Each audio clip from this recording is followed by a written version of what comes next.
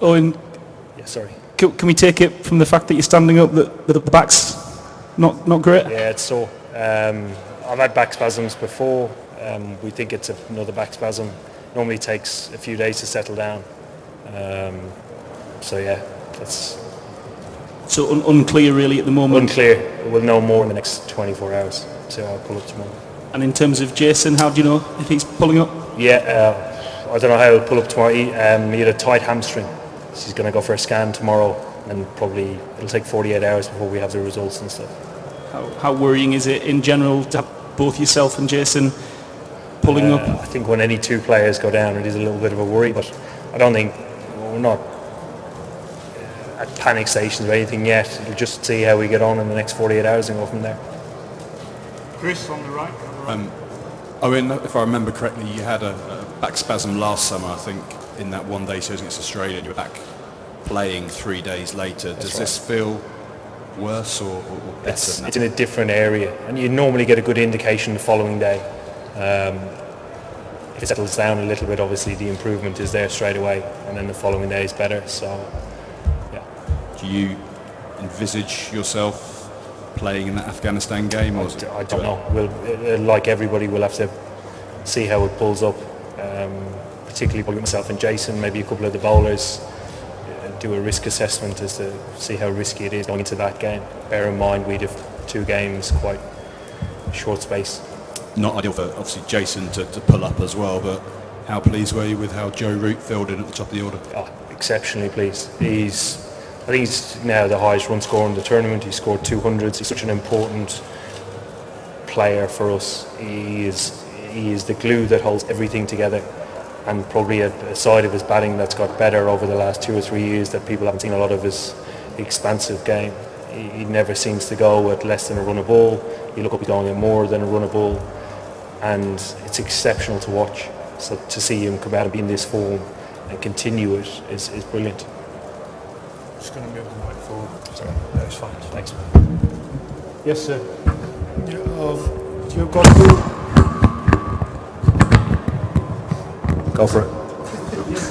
You got 2 fast bowlers who are bowling around 95 mph, Mark Wood and Jofra. How much of that...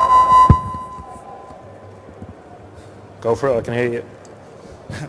Yeah, how much of that is an advantage, going ahead in the tournament? You've got 2 fast bowlers who really rev it up, Yeah, I think it's been one of the trends of the tournament. A lot of teams have a couple of got bowlers who can bowl quite quickly. We're very fortunate that we have 3 guys that can touch 90 mile an hour. It's something that we're going to use, and it'll be a strength of ours, but also the other side, we have a very good leg spinner, very good off spinner. So all round, I think hopefully we have areas covered. If trends do change later in the tournament and wickets get older, the spinners might come into it a bit more. Obviously not ideal to have the injury concerns, but presumably really pleasing that you've shown you've got some all-round strength. I mean, to have a 7th bowler who can take 2 wickets, to have a number 7 or 8 who can come in, he's got a test 100, hasn't he? Yeah. That is a reminder that when things go wrong, you've got a plan B, I guess. Yeah, absolutely. And I suppose today is a very good example of that. Another one would probably be away in Australia, in Sydney, when Liam Plunkett went down in the first over. I think first over the bowls, Champions Trophy, first game against Bangladesh. Chris Wokes went down with a side strain. So strength and depth, is something that we've worked on in order to plan for situations like this. Today was probably a little bit different, but what does it feel like in other matches playing teams where they got such incredible support? Does it actually feel like a home World Cup for you guys? Today definitely felt like a home game. It did. I didn't have any indication that there were a lot of West Indies fans, whereas you play Asian teams, you certainly get that impression that there's a lot of fans there. Yeah. And how does that change? How does that change the atmosphere? Having the sort of balance between the 2 sets of it is what it is. We've accepted that when we do play against teams like Bangladesh, Sri Lanka, Pakistan, India, they will feel like away games, and that's just the way cricket is. Yeah. Take a couple more. Let's do Guy here and then Lawrence, and then one more to finish up. Owen, we talked about Joe Root's batting, but what made you turn to Joe at that point in the match as a bowler? Yeah, it's actually surprising that Adil got it to turn as much. I kept speaking to Joss because I can't get an indication unless the ball beats the bat as to how much it's turning, but Joss kept saying it's turning more than we think here, it might be worth a goal. So we spoke about it for a couple of overs and then went with it for one, possibly two, but he started brilliantly. And typically he's got a goal now. He does take wickets, which is great. Owen, Amazing. sorry. How much of a luxury is it to have a guy like Jofra at the death? Because sometimes in the past the death has been a slight issue, but he doesn't just keep it tight, he takes wickets as well.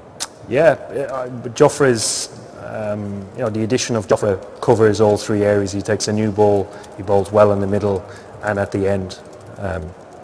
So to have that at your disposal gives you a lot of options as a captain, particularly when you have Liam Plunkett in the middle with Adil Rashid, or it might be Moeen Ali, that allows you to hold overs back. Potentially if you take a wicket, you can use him then when the new batsman comes in, if he's liable to get out of like a quick bowler.